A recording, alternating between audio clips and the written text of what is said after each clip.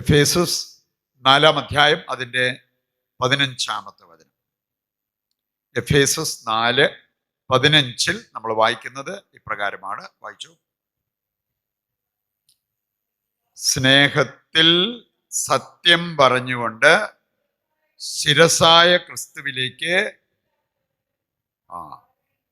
എല്ലാ എന്നുള്ളത് അണ്ടർലൈൻ ചെയ്യണം കേട്ടോ. ശിരസായ ക്രിസ്തുവിലേക്ക് എല്ലാ വിധത്തിലും നാം വളരണം. ഏതെങ്കിലും ഒരു വിധത്തിലല്ല, നമുക്ക് എളുപ്പമുള്ള ഒരു കാര്യത്തിലല്ല. ഇവിടെ പറഞ്ഞിരിക്കുന്നത് എല്ലാ വിധത്തിലും ക്രിസ്തുവിലേക്ക് നാം വളരേണ്ടിയിരിക്കുന്നു. ഇതിന് ശരിക്കും നമ്മൾ അധ്വാനിക്കാതെ പറ്റത്തില്ല. ഇതിന് നമ്മൾ വചനം ഏറ്റെടുത്ത ആ വചനം അഭിഷേകമാകാതെ ഇത് സാധ്യമല്ല. ഞാൻ ചിലരുടെ കാര്യം കേട്ടിട്ടുണ്ട്. അവർക്ക് ഇഷ്ടം പോലെ കാശുണ്ട്, ഇഷ്ടം പോലെ പണം, പക്ഷെ അവർക്ക് അതിനനുസരിച്ചുള്ള ഒരു സന്തോഷമോ സമാധാനമോ അവരുടെ കുടുംബത്തിൽ ഇല്ല എന്ന് പറഞ്ഞു. ഒരു അപ്പനും അമ്മയും കൂടെ എറണാകുളത്ത് നിന്ന് വന്നപ്പോൾ അവർ പറഞ്ഞു, ഞങ്ങൾക്ക് 2 പിള്ളേരേ ഉള്ളൂ, ഞങ്ങൾ മൊത്തം 4 പേരേ ഉള്ള വീട്ടില് ഒരു 14 പേർക്ക് ഓടി നടക്കാവുന്ന അത്രയും വിശാലമായ വീടാണ്. പക്ഷെ ആ ദമ്പതിമാര് കണ്ണീരോടെ ചില കാര്യങ്ങൾ പറഞ്ഞു കേട്ടപ്പോൾ എനിക്ക് മനസ്സിലായി, ഇഷ്ടം പോലെ പണം ഉണ്ടെങ്കിലും നമ്മൾ സമാധാനത്തിലും സന്തോഷത്തിലും ജീവിക്കുന്നവരാവണമെന്നില്ല. വേറെ ചിലരെ ഞാൻ കണ്ടിട്ടുണ്ട്. അവരോട് ചോദിച്ചു കഴിഞ്ഞാൽ അവർക്ക് ഒരു രോഗവും ഇല്ല, ശാരീരികമായിട്ട് നല്ല ആരോഗ്യമുള്ളവര്. പക്ഷെ അത്രയും ആരോഗ്യമുണ്ടെങ്കിലും അവരെ സംബന്ധിച്ചിടത്തോളം അതിൻ്റെതായ ഒരു സന്തോഷം, ആനന്ദം അതവരിൽ കാണുന്നില്ല. വേറെ ചിലരെ സംബന്ധിച്ചിടത്തോളം അവർക്ക് മറ്റു കാര്യങ്ങളെല്ലാം ഉണ്ട്, പക്ഷെ അവർക്ക് കുടുംബാംഗങ്ങളുടെ ഒരു സ്നേഹം, അംഗീകാരം അതൊക്കെ കിട്ടാതെ കൊണ്ട് വേദനിച്ച് കഴിയുന്നവർ. ഇങ്ങനെയുള്ള പല സംഭവങ്ങൾ അതിൻ്റെ വെളിച്ചത്തിൽ നമ്മൾ ചിന്തിക്കുമ്പോൾ ഈ വചനത്തിൻ്റെ അർത്ഥം മനസ്സിലാക്കാൻ നമുക്ക് കുറച്ചുകൂടി എളുപ്പമുണ്ടാകും. എഫേസസ് 4-ാം അധ്യായത്തിൻ്റെ 15-ാമത്തെ വചനം എല്ലാവരോടും ഒന്നുകൂടെ പറഞ്ഞു. പ്രത്യുത സ്നേഹത്തിൽ സത്യം പറഞ്ഞുകൊണ്ട് ശിരസായ ക്രിസ്തുവിലേക്ക് എല്ലാ വിധത്തിലും നാം വളരണം. സ്നേഹത്തിൽ സത്യം പറഞ്ഞുകൊണ്ട് ശിരസായ ക്രിസ്തുവിലേക്ക് എല്ലാ വിധത്തിലും, ഇൻ എവരി വേ.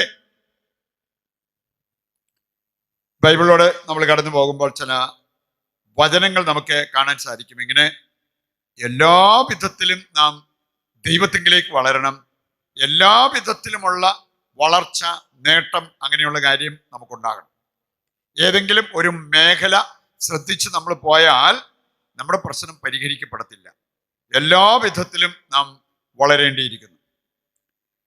നമ്മെ സഹായിക്കുന്ന മറ്റൊരു വചനഭാഗമാണ് 2 കൊറിന്തോസ് 9-ാം അധ്യായത്തിൻ്റെ 11-ാമത്തെ വചനം. 2 കൊറിന്തോസ് 9-ാം അധ്യായത്തിൻ്റെ 11-ാമത്തെ വചനം. അവിടെയും വചനം സൂചിപ്പിക്കുന്ന ഒരു കാര്യമുണ്ട്, സമ്പന്നതയെക്കുറിച്ചാണ്. അത് ഒരു മേഖലയിൽ മാത്രമല്ല. വായിച്ചപ്പോൾ നിങ്ങൾക്ക് ഇവിടെ കിട്ടും. നിങ്ങൾ ഉദാരശീലരാകേണ്ടതിന് ദൈവം നിങ്ങളെ കേട്ടോ എല്ലാ വിധത്തിലും, ദൈവം നിങ്ങളെ എല്ലാ വിധത്തിലും സമ്പന്നരാക്കിയിരിക്കുന്നു. പറയുണ്ട്, പണം കൊണ്ട് സമ്പന്നരായ പോരാ, ആരോഗ്യം കൊണ്ട് സമ്പന്നരായ പോരാ, അല്ലെങ്കിൽ വിദ്യാഭ്യാസം കൊണ്ട് നമ്മൾ സമ്പന്നരായ പോരാ, എല്ലാ വിധത്തിലും നമ്മൾ സമ്പന്നരാണ്. നിങ്ങൾ വർഷങ്ങളായിട്ട് കേട്ടുകൊണ്ടിരിക്കുന്ന, പക്ഷേ നമ്മുടെ കുട്ടികൾ പോലും മനഃപ്പാടമാക്കിയിരിക്കുന്ന ഒരു കാര്യമാണ് ലൂക്ക 2:52. അറിയില്ലാത്താരെങ്കിലും ഉണ്ടോ? യേശു വളർന്നത് എങ്ങനെയാണ്?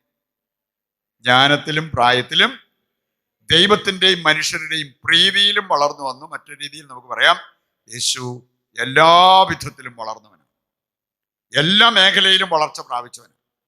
ഈ യേശുവിനെ സ്നേഹിക്കുന്ന, ഈ യേശുവിനെ അനുഗമിക്കുന്ന നമ്മളും എല്ലാ വിധത്തിലുമുള്ള ആ ഒരു വളർച്ചയാണ് ലക്ഷ്യം വെക്കേണ്ടത് എന്ന് കർത്താവിൻ്റെ വചനം നമ്മെ ഓർമ്മിപ്പിക്കുന്ന ഒരു കാര്യമാണ്. 2 കൊറിന്തോസ് 4-ാം അധ്യായത്തിൻ്റെ 8 മുതൽ 11 വരെയുള്ള വചനം എടുത്താൽ അവിടെ നമ്മൾ ഈ എല്ലാ വിധത്തിലുമുള്ള ഒരു കാര്യത്തെക്കുറിച്ച് വചനം നമ്മെ ഓർമ്മിപ്പിക്കുന്നത് കാണാൻ പറ്റും. ഞങ്ങൾ എല്ലാ വിധത്തിലും ഞെരുക്കപ്പെടുന്നു. ഇവിടെ ഇരിക്കുന്ന നമ്മള് ഈ ഒരു അവസ്ഥയിലേക്ക് എത്തിയെന്നൊന്നും നമുക്ക് പറയാൻ പറ്റില്ല. കാരണം പൗലോസ്ലീഹ പറഞ്ഞിരിക്കുന്ന ആ ലിസ്റ്റ് വായിച്ചു കഴിഞ്ഞാൽ അതിനകത്ത് പെട്ടിരിക്കുന്ന പലതും നമ്മുടെ ജീവിതത്തിൽ പെട്ടിട്ടൊന്നുമില്ല. ഇവിടെ പൗലോസ് പറയാണ്, ഞങ്ങൾ എല്ലാ വിധത്തിലും ഞെരുക്കപ്പെടുന്നു. പക്ഷേ അതുകൂടെ കൂട്ടി വായിച്ചേ നമ്മുടെ ജീവിതത്തിൽ മുമ്പോട്ട് പോകാവുള്ളൂ. ഞങ്ങൾ എല്ലാ വിധത്തിലും ഞെരുക്കപ്പെടുന്നു, എങ്കിലും തകർക്കപ്പെടുന്നില്ല. ഈ ലിസ്റ്റിൽ ഒരു കാര്യം വന്നാൽ മതി, തകർക്കപ്പെട്ടവരെ പോലെ കുനിഞ്ഞിരിക്കുന്ന ക്രിസ്ത്യാനികളെ കണ്ടെന്നു വരും. തകർക്കപ്പെട്ടവരെ പോലെ സംസാരിച്ച് നടക്കുന്ന ക്രിസ്ത്യാനികളെ നമ്മൾ കണ്ടെന്നു വരും. ആ അവസ്ഥ നമ്മുടെ ജീവിതത്തിൽ ഉണ്ടാകരുത്. യഥാർത്ഥ ക്രിസ്ത്യാനിയായിട്ട് മാറണമെങ്കിൽ ഈ ഒരു കാര്യം നമ്മുടെ ജീവിതത്തിൽ നമുക്ക് പറയാൻ പറ്റണം. എല്ലാ വിധത്തിലും ഞങ്ങൾ തകർക്കപ്പെട്ടാലും ഞങ്ങൾ നശിക്കുന്നില്ല, കാരണം കർത്താവ് ഞങ്ങളുടെ കൂടെയുണ്ട്. ഞങ്ങൾക്ക് ഒന്നുമില്ല, പക്ഷെ ഞങ്ങൾ എല്ലാം ഉള്ളവരെ പോലെയാണ്. ഇതൊരു ശരിക്കും ആത്മീയതയിൽ നമ്മൾ വളരുമ്പോൾ, മനസ്സുകൊണ്ട് നമ്മൾ വളരുമ്പോൾ നമ്മുടെ ജീവിതത്തിൽ നമുക്ക് ഏറ്റുപറയാൻ സാധിക്കുന്ന ഒരു കാര്യമാണ് ഇത്. അല്ലെങ്കിൽ ഓരോരോ കഷ്ടപ്പാടും ബുദ്ധിമുട്ടും എണ്ണിപ്പറഞ്ഞ് നമ്മൾ പരാതി പരിഭവം പറഞ്ഞ് നമ്മുടെ ജീവിതത്തിന്റെ കൃപ നശിപ്പിക്കുന്ന ആ ഒരവസ്ഥ ഉണ്ടാവും. അത് വരരുത്. അത് വരാതിരിക്കാനായിട്ട് ഈ ഒരു കാര്യം നമ്മുടെ ലക്ഷ്യമാക്കി നമ്മൾ മാറ്റണം. എല്ലാ വിധത്തിലും എനിക്ക് ഈശോയിലേക്ക്, ശിരസായ ക്രിസ്തുവിലേക്ക് വളരാൻ സാധിക്കണം. പ്രിയപ്പെട്ടവരെ, നമ്മൾ ഇന്ന് രോഗസൗഖ്യത്തിന് വേണ്ടിയൊക്കെ പ്രാർത്ഥിക്കും. ക്യാൻസർ പോലത്തെ മാരകമായ രോഗം ബാധിച്ചവര്, എനിക്കറിയാം ചിലരൊക്കെ വന്ന് അവരുടെ രോഗാവസ്ഥ പറയുമ്പോൾ നമ്മുടെ ഉള്ള് നീറും. കാരണം അതുപോലത്തെ അവസ്ഥയിലൂടെ കടന്നു പോകുന്നത്. ഇനി അതിൻ്റെ 10 പോലും വരാഞ്ഞിട്ട് നമുക്ക് ആകുലതയും ഉത്കണ്ഠയും വരുമ്പോഴത്തേക്ക് അവരുടെ അവസ്ഥ എന്തായിരിക്കാം? നമുക്ക് ശാരീരികമായ സൗഖ്യം ഇത് ദൈവം വാഗ്ദാനം ചെയ്തിട്ടുള്ളതാണ്, ദൈവം തരും.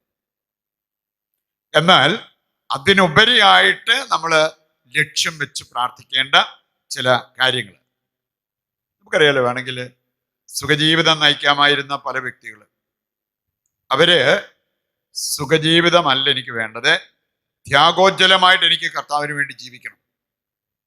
പൗലോസ്ലീഹ പറയുന്നുണ്ട്, എൻ്റെ ശരീരത്തിൽ ഞാൻ കൂടുതൽ സഹനങ്ങൾ ഏറ്റെടുക്കുന്നത് സഭയ്ക്ക് വേണ്ടി കർത്താവ് അനുഷ്ഠിച്ച ആ സഹനത്തിന്റെ കുറവ് നികത്താൻ വേണ്ടിയാണ്. ആ പുള്ളിക്ക് അതിനകത്ത് പരിഹാരം, ഒരു നിരാശയോ സങ്കടമോ പരിഭവമൊന്നുമില്ലായിരുന്നു. കാരണം ഇതിലൂടെ ഞാന്, സഭയെന്ന് പറഞ്ഞാൽ യേശുക്രിസ്തുവിന്റെ ശരീരമാണ്. ആ ശരീരത്തിന് വേണ്ടി ഞാൻ ഈ സഹനം ഏറ്റെടുക്കുന്നു. നല്ല സുഖമായിട്ട് ബംഗ്ലാവിൽ കഴിയാമായിരുന്ന എത്രയോ വ്യക്തികള് ബംഗ്ലാവിൽ നിന്നൊക്കെ ഇറങ്ങി ഓടി. റോമിൽ നല്ല സുഖജീവിതം നയിക്കാമായിരുന്ന ചില വിശുദ്ധര് അവിടുന്ന് ഓടി വനാന്തരങ്ങളിലേക്കും അതുപോലെ തന്നെ ഈ മരുഭൂമിയിലേക്കൊക്കെ ഓടി. എന്താ പറഞ്ഞെന്നറിയോ? ഈ ലൗകികതയിൽപ്പെട്ട് എൻ്റെ ആത്മാവ് നശിക്കരുത്, ഈ ദേശത്തെ ലൗകികതയിൽപ്പെട്ട് എൻ്റെ ആത്മീയ തിളക്കം എനിക്ക് നഷ്ടപ്പെടരുത്. സുഖജീവിതത്തിന് ചാൻസ് ഇല്ലാഞ്ഞിട്ടൊന്നും അല്ല അവരിത് ചെയ്തത്. അവര് ദൈവത്തെ അറിഞ്ഞ് ദൈവത്തോടുള്ള സ്നേഹം വളർന്നപ്പോൾ അവർക്ക് മനസ്സിലായ ഒരു സുഖജീവിതത്തെക്കാൾ എനിക്ക് വേണ്ടത് യഥാർത്ഥ ക്രിസ്തീയ ജീവിതം. അതിൻ്റെ ഭാഗമായിട്ട് സഹനങ്ങൾ, ത്യാഗങ്ങൾ, അതെല്ലാം ആവശ്യമാണ്. പൗലോസ്ലീഹ പറഞ്ഞൊരു കാര്യമുണ്ട്, സഭ ഏതെങ്കിലും വിധത്തിൽ ഞെരുങ്ങുമ്പോൾ ഞാന് അക്കാര്യം കണ്ട് വേദനിക്കുന്നൊരു വ്യക്തിയാണ്. പതിവുണ്ട്, സഭയോട് കൺസേൺ ഉണ്ടായിരുന്ന, സഭയ്ക്ക് വേണ്ടി സഹനങ്ങൾ ഏറ്റെടുക്കാൻ തയ്യാറായിട്ട് നിന്ന ഒരു വ്യക്തിയാണ് പൗലോസ്ലീഹ. നമുക്കിങ്ങനെ ഒരു കാഴ്ചപ്പാടിലേക്ക് വന്നു കഴിയുമ്പോഴത്തേക്കും എൻ്റെ രോഗസൗഖ്യം, എൻ്റെ കുടുംബത്തിൻ്റെ ആവശ്യം, എൻ്റെ വിദേശത്ത് പോക്ക്, എൻ്റെ വിൽപ്പന, എൻ്റെ വാങ്ങല്, ചിന്ത അങ്ങോട്ട് മാറും. അതിനേക്കാളൊക്കെ ഉയർന്ന് നമുക്ക് ചിന്തിക്കാനായിട്ട് സാധിക്കും. സഭ എന്നിലൂടെ, സഭ സംരക്ഷിക്കപ്പെടണം, സഭ വളരണം, സഭ വിശുദ്ധീകരിക്കപ്പെടണം. അതിന് ഞാൻ എന്നെ തന്നെ വിശുദ്ധീകരിക്കണം. അതിന് ഞാൻ സഹനങ്ങൾ, ക്ലേശങ്ങൾ സന്തോഷത്തോടെ എടുക്കാൻ തയ്യാറാകണം. ഈ സാധാരണ ഒരു ദൈവാനുഭവത്തിലേക്ക് വന്നിട്ടില്ലാത്തവരോട് സഹനം എടുക്കാൻ പറഞ്ഞാൽ അവര് പോയി പണി നോക്കാൻ പറയും. നിങ്ങളോട് ഇത് പറഞ്ഞു കഴിഞ്ഞാൽ നിങ്ങൾക്ക് മനസ്സിലാവുകയും ചെയ്യും, നിങ്ങൾക്ക് മനസ്സ് വരികയും ചെയ്യും ഇതെടുക്കാനായിട്ട്. അങ്ങനെയുള്ള കുറെ പേരെയാണ് ഇന്ന് ലോകത്തിന് ആവശ്യം. ജോൺ പോൾ രണ്ടാമൻ മാർപ്പാപ്പ 3rd മില്ലേനിയത്തിലേക്ക് പ്രവേശിക്കുമ്പോൾ അദ്ദേഹം ആവശ്യപ്പെട്ട ഒരു കാര്യമാണ്, എൻ്റെ പ്രിയ വിശ്വാസികളെ, എനിക്ക് ആവശ്യത്തിലേറെ സഹനങ്ങൾ. ജോൺ പോൾ രണ്ടാമൻ മാർപ്പാപ്പയുടെ ജീവിതം മനസ്സിലാക്കിയ വ്യക്തികൾക്ക് അറിയാൻ പറ്റും, നമ്മളെ പോലെ സുഖമായിട്ടൊന്നും ഉറങ്ങാൻ പറ്റിയിട്ടില്ല, നമ്മളെ പോലെ സുഖമായിട്ട് ഓടി നടക്കാൻ പറ്റുന്നില്ലായിരുന്നു. ഒരുപാട് രോഗങ്ങൾ, ക്ലേശങ്ങൾ, വേദനകൾ എല്ലാം ഉണ്ടായിരുന്നു. എന്നിട്ടും ഈ മാർപ്പാപ്പ പറയാണ്, ഇതെല്ലാം ഞാൻ സന്തോഷത്തോടെ കാഴ്ചവെക്കാൻ റെഡിയാണ്, പക്ഷെ ഇത് പോരാ, ഈ സഹനം പോരാ.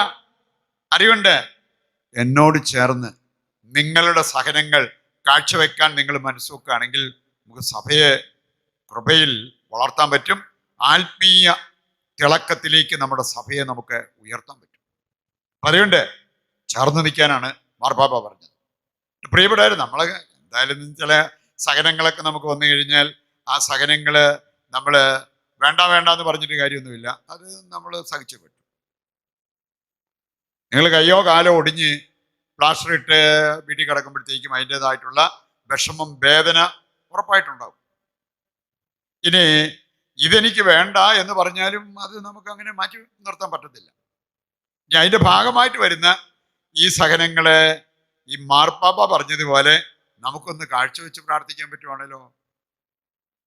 അങ്ങനെ കാഴ്ചവെച്ച് പ്രാർത്ഥിക്കാൻ മുമ്പോട്ട് വന്ന പല വ്യക്തികളുടെയും ജീവിതത്തിൽ ദൈവം അത്ഭുതങ്ങൾ പ്രവർത്തിച്ചു.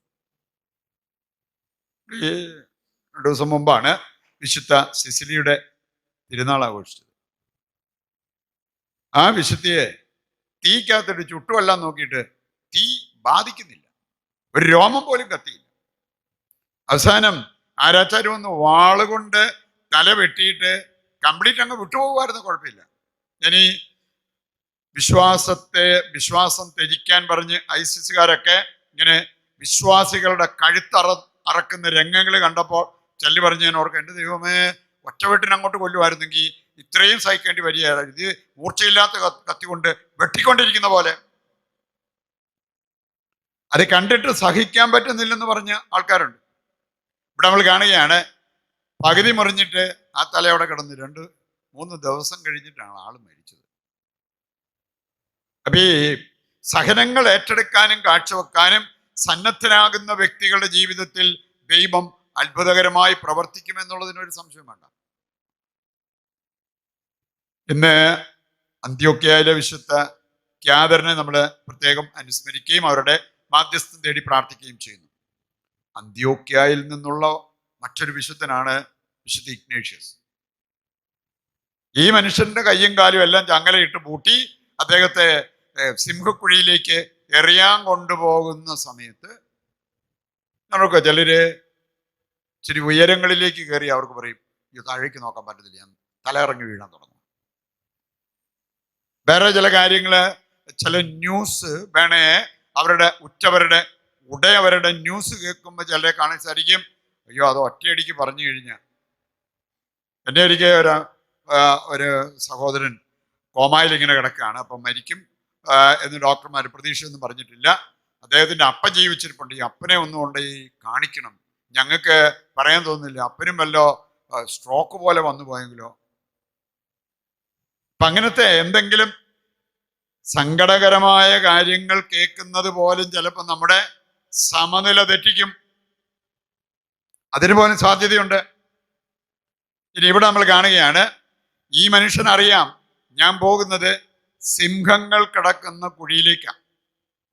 അവരെന്നെ കൊണ്ടുപോകുന്നത് എനിക്ക് അവിടെ തീറ്റയും വെള്ളവും തരാൻ വേണ്ടിയൊന്നും അല്ല, ആ സിംഹങ്ങൾക്ക് ഭക്ഷണമാകാൻ, എറിഞ്ഞു കൊടുക്കാൻ.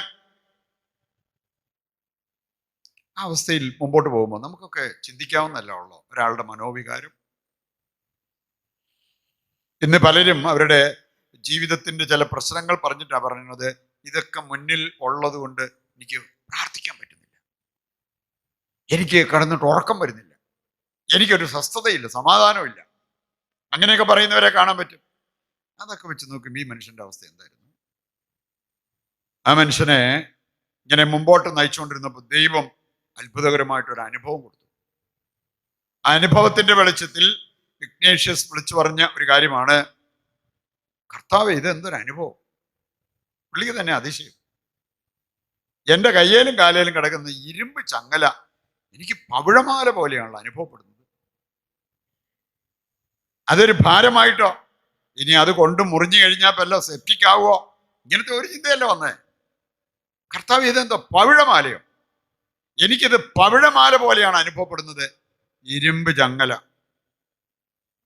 അപ്പസ്തോല പ്രവർത്തനം 12-ാം അധ്യായത്തില് ഇതുപോലെ പ്രാർത്ഥനയും വിശ്വാസമൊക്കെ ഉണ്ടായിരുന്ന അപ്പസ്തോലൻ പത്രോസിന് സംഭവിച്ച കാര്യം നമ്മൾ കാണുന്നുണ്ട്. ജയിലിൽ കിടക്കുന്ന പത്രോസ് അർദ്ധരാത്രിയിൽ നല്ല സൂപ്പറായിട്ട് കിടന്നുറങ്ങുക. പിറ്റേ ദിവസം 99.9% കൊലക്കയറ്. അതാണ് പുള്ളിക്ക് മുമ്പിൽ കാണാൻ പറ്റിയത്. അങ്ങനത്തെ ഒരവസ്ഥയിൽ നമ്മൾ ജയിലിൽ കിടന്ന് നമുക്ക് എങ്ങനെ ഉറങ്ങാൻ പറ്റും? ഇതാണ് പ്രാർത്ഥനയും ദൈവാശ്രയത്വമുള്ളവരുടെ ഒരു പ്രത്യേകത.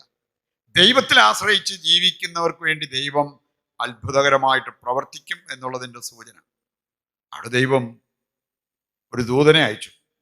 ദൂതൻ വന്നു, കഥയെല്ലാം തുറന്ന് ജയിലിൻ്റെ ഉള്ളറ കയറി പത്രോസിനെ തട്ടി വിളിച്ചു. കുറെ നേരം എടുത്തൊന്ന് എഴുന്നേൽപ്പിക്കാൻ, കാരണം സൂപ്പർ ഉറക്കം.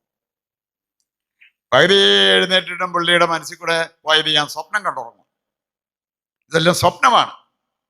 ഞാൻ മനുഷ്യനെ പെരുവഴിയിൽ കൊണ്ടു നിർത്തുന്നതും അവനോട് പോയി സുവിശേഷം പ്രഘോഷിക്കാൻ പറയുന്നതും ഈ 12-ാം അധ്യായം വായിച്ച് നമ്മൾ കാണുന്നത്. അതുകൊണ്ട് പ്രിയപ്പെട്ടവരെ, അസാധാരണമായിട്ടുള്ള ഇതുപോലത്തെ അനുഭവങ്ങള് നമ്മുടെ ജീവിതത്തിൽ ഉണ്ടാകണം. അതാണ് ശിരസ്സായ ക്രിസ്തുവിലേക്ക് എല്ലാ വിധത്തിലും നാം വളരണം. നമുക്കൊരു രോഗസൗഖ്യം കിട്ടിയാലും മാറിയ രോഗം തിരിച്ചു വരാൻ വേണം. നമുക്ക് പ്രാർത്ഥിക്കാനേ പറ്റത്തുള്ളൂ, നമുക്ക് ദൈവത്തോട് കൽപ്പിക്കാൻ പറ്റത്തില്ല. നമ്മൾ പ്രാർത്ഥിക്കും രോഗസൗഖ്യത്തിനും അങ്ങനെയുള്ള കാര്യങ്ങൾക്ക് വേണ്ടി. പക്ഷേ അന്തിമമായ തീരുമാനം അത് കർത്താവിൽ നിന്ന് വരേണ്ടതാണ്. സുഭാഷിതങ്ങൾ 16-ന്റെ 1-ാമത്തെ വചനം നമുക്ക് എല്ലാവർക്കും സുപരിചിതമാണ്. അവിടെ പറഞ്ഞിട്ടുണ്ട്, നാം എന്തെല്ലാം പ്ലാനുകളും പദ്ധതിയും ഒരുക്കിയാലും അന്തിമമായ തീരുമാനം അത് ദൈവത്തിൻ്റെതാണ്. എനിക്കറിയാം, ചില വ്യക്തികൾക്ക് വേണ്ടി ഞാൻ കൂടുതൽ പ്രാർത്ഥിച്ചു, പക്ഷേ അവർക്കിതുവരെ സൗഖ്യം കിട്ടിയിട്ടില്ല. വേറെ ചിലര് വന്നപ്പോൾ ഞാൻ പ്രാർത്ഥിച്ചോളാം എന്ന് പറഞ്ഞു വിട്ടു. വേണേ വലിയ കാര്യമായിട്ട് അവർക്ക് വേണ്ടി പ്രാർത്ഥിച്ചൊന്നുമില്ല, അവർക്ക് സൗഖ്യം കിട്ടി. ആരുടെ തീരുമാനം? ദൈവത്തിൻ്റെ തീരുമാനം. ദൈവത്തിൻ്റെ തീരുമാനം. ഇവിടെ നമുക്ക് വേണ്ടി പ്രാർത്ഥിക്കുന്നവരുടെ പ്രാർത്ഥനയുടെ അളവൊന്നുമല്ല, ദൈവത്തിൻ്റെ തീരുമാനം. ഈ ഒരു വിശ്വാസത്തോടെ നമ്മൾ പ്രാർത്ഥിക്കുമ്പോൾ നമുക്ക് ഏറ്റവും നന്മയാകുന്നത് ദൈവം നൽകി അനുഗ്രഹിക്കും എന്നുള്ളത് നാം മനസ്സിലാക്കിയിരിക്കണം. നമ്മൾ ഈ വചനം കേൾക്കുമ്പോൾ വചനത്തിൽ മുഴുകിയിരുന്നാൽ, നിങ്ങൾ വചനത്തിൽ മുഴുകിയിരിക്കുവാണോ ഉറക്കത്തിൽ മുഴുകിയിരിക്കുവാണോ എനിക്കറിയത്തില്ല. ഏതായാലും രണ്ടിൻ്റെയും റിസൾട്ട് വേറെ വേറെയാണെന്ന് ബൈബിളിൽ പറഞ്ഞിട്ടുണ്ട്. വചനത്തിൽ മുഴുകിയിരുന്നാൽ ഉണ്ടാകാവുന്ന ഒരു ഗുണം അതറിയണേ. നിങ്ങൾ ലൂക്ക 19:48 ലൂക്ക 19:48 ഇത്രയും വലിയ അനുഗ്രഹങ്ങളൊക്കെ ദൈവം വചനത്തിലൂടെ വാഗ്ദാനം ചെയ്തിട്ട് ആ വചനം ഏറ്റെടുത്ത് അത് നമ്മുടെ ജീവിതത്തിൽ നിറവേറാൻ വേണ്ടിയാണ് നമ്മൾ പരിശ്രമിക്കേണ്ടത്. അവിടെ നമ്മൾ കാണുകയാണ്, ഒരു കൂട്ടം ജനം അവര് ദൈവത്തിൻ്റെ വചനത്തിൽ മുഴുകിയിരുന്നു. ഇതിൻ്റെ ഇംഗ്ലീഷ് ട്രാൻസ്ലേഷൻ വായിച്ചാൽ നമുക്ക് കാണാൻ സാധിക്കും. കുറച്ചുകൂടി നമ്മളെ ചിന്തിപ്പിക്കുന്നതാണ് ഇതിൻ്റെ ഇംഗ്ലീഷ് ട്രാൻസ്ലേഷൻ. ഇവിടെ പറഞ്ഞിരിക്കുന്നത് എന്താണെന്നറിയോ? They were hanging on to the word of God. മലയാളത്തിൽ നമ്മൾ കേട്ടിട്ടില്ല, തൂങ്ങിക്കിടക്കുക. ഇവിടെ പല പേരൻസും വന്നിട്ട് അവരുടെ പിള്ളേരുടെ കാര്യം പറഞ്ഞ് ഞാൻ കേട്ടിട്ടുള്ളതാണ്. എൻ്റെ അച്ഛാ, എൻ്റെ മകള് അവളൊരു പ്രേമത്തിൽ ചെന്ന് ചാടിയിരിക്കുക, അവൾ അതിനകത്ത് കടിച്ചു തൂങ്ങിക്കിടക്കുക. ഒരിക്കലും അത് ശരിയാകുകയില്ലെന്ന് ഞങ്ങൾക്കറിയാം. അതിലേക്ക് അവൾ പോയി കഴിഞ്ഞാൽ അധികം നാൾ അവള് അവൻ്റെ കൂടെ ഉണ്ടാകുകയില്ലെന്ന് അറിയാം. ഞങ്ങൾ അന്വേഷിച്ചു, എങ്ങനത്തെ ചെറുക്കനാണ്, ഇതെല്ലാം ഞങ്ങൾ അന്വേഷിച്ചു. അതുകൊണ്ട് അതിൻ്റെ വെളിച്ചത്തിൽ പറഞ്ഞിട്ട് ഇവളുടെ തലയ്ക്കകത്തോട്ട് കയറുന്നില്ല, അവൾ ഇതിനകത്ത് കടിച്ചു തൂങ്ങിക്കിടക്കും. അങ്ങനെ കടിച്ചു തൂങ്ങിക്കിടന്നവര് അവസാനം ആരല്ല, ഈ ഒരു ഫാമിലി എനിക്കറിയാം, നല്ല നിലയിലാണ്, ഒറ്റ മകളേ ഉള്ളൂ. ആ മകൾ ഒരിക്കലും അംഗീകരിക്കാൻ പറ്റാത്ത ഒരു ബന്ധത്തിലേക്ക് പോയി. അവരിവിടെ കൊണ്ടുവന്ന് ഞാൻ അവരുടെ വീട്ടിലേക്ക് പല പ്രാവശ്യം പോയി. ഇതെല്ലാം കഴിഞ്ഞിട്ടും അവസാനം അപ്പന അവളുടെ ഒരു ബാഗ് എടുത്തിട്ട് അതിനകത്തോട്ട് അവളുടെ അത്യാവശ്യ തുണി സാധനങ്ങളെല്ലാം കൂടി എടുത്തിട്ടിട്ട് അപ്പം തന്നെ കൈ കൊണ്ട് കൊടുത്തിട്ട് പറഞ്ഞു പൊക്കോളാൻ പറഞ്ഞു. അവളെ കൊണ്ടുപോകാൻ വേണ്ടി ഒരുപറ്റ ആൾക്കാർ പുറത്തു വന്ന് വെയിറ്റ് ചെയ്യുകയാണ്. ഇനി ഇവളെ ഇറക്കി വിടുന്നില്ലെങ്കിൽ അതനുസരിച്ച് പെരുമാറാൻ വേണ്ടിയാണ് അവർ വെയിറ്റ് ചെയ്യുന്നത്. ഇനി ആരെല്ലാം നോക്കിയിട്ടും കടിച്ചു തൂങ്ങിക്കിടന്നത് കൊണ്ട് അവൾ അതുമായിട്ട് തന്നെ മുമ്പോട്ട് പോയി. അപ്പൊ നമ്മള് വചനത്തിൽ കടിച്ചു തൂങ്ങിക്കിടന്നാലോ ആരെല്ലാം നമ്മളെ ഈ വചനം വിട്ടുപോകാൻ പ്രേരിപ്പിച്ചെന്ന് പറഞ്ഞാലും പോകത്തില്ല. അതിന് വചനത്തിൽ നമ്മൾ മുഴുകണം. നമുക്ക് സൗകര്യമുള്ള പോലെ വചനം വായിക്കുകയും വചനം കേൾക്കുകയും വചനം അനുസരിക്കുകയും ചെയ്താൽ പോരാ. വചനത്തിൽ മുഴുകുന്നത് അതിൽ നിന്നെല്ലാം വ്യത്യസ്തമാണ്. അങ്ങനെ വചനത്തിൽ മുഴുകിയവർക്ക് വേണ്ടി ദൈവം ചെയ്ത ഒരു കാര്യമാണ് അവരുടെ ശത്രുക്കൾക്ക് അവരെ തോൽപ്പിക്കാൻ പറ്റിയില്ല. ഇനി വചനം ശരിക്കും വചനത്തിൽ നമ്മൾ മുഴുകിയാൽ നമുക്കുണ്ടാകാവുന്ന ചില അനുഗ്രഹങ്ങളെ കുറിച്ചൊക്കെ വചനം കൃത്യമായിട്ട് നമ്മളെ പഠിപ്പിക്കുന്നുണ്ട്. സുഭാഷിതങ്ങൾ എടുത്തു 15-ാം അധ്യായത്തിന്റെ 30 വായിച്ചു. സുഭാഷിതങ്ങൾ 15-ാം അധ്യായത്തിന്റെ 30-ാമത്തെ വചനം. എനിക്ക് തോന്നുന്നു ഇന്ന് കരിസ്മാറ്റിക്കാരായ നമുക്ക് എല്ലാവർക്കും ആവശ്യമായിട്ടുള്ള ഒരു കാര്യമാണ് നഷ്ടപ്പെട്ട ഉന്മേഷം തിരിച്ചു പിടിക്കുക. സദ്വാർത്ത ശരീരത്തിന് ഉന്മേഷം പകരും. നേരത്തെ നല്ല ഊട്ടി നടന്ന് ശുശ്രൂഷകൾ ചെയ്തുകൊണ്ടിരുന്ന ഒത്തിരി പേര് ഇപ്പം മേലോട്ടോ ചിലൊക്കെ കിടപ്പായി.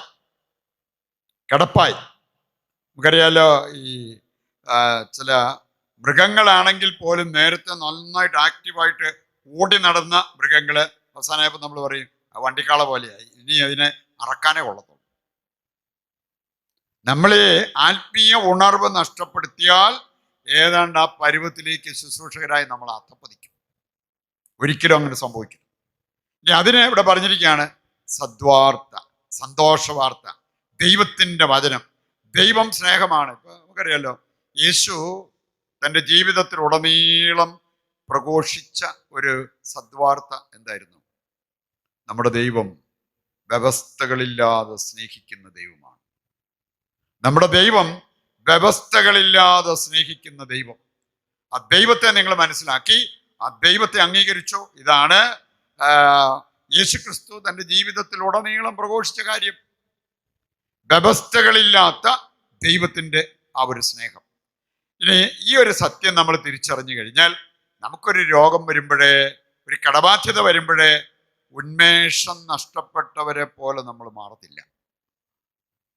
സഹനത്തിന് നടുവിലും ആ ഉന്മേഷം അത് അനുഭവിച്ച് മുമ്പോട്ട് പോകാൻ നമുക്ക് സാധിക്കും.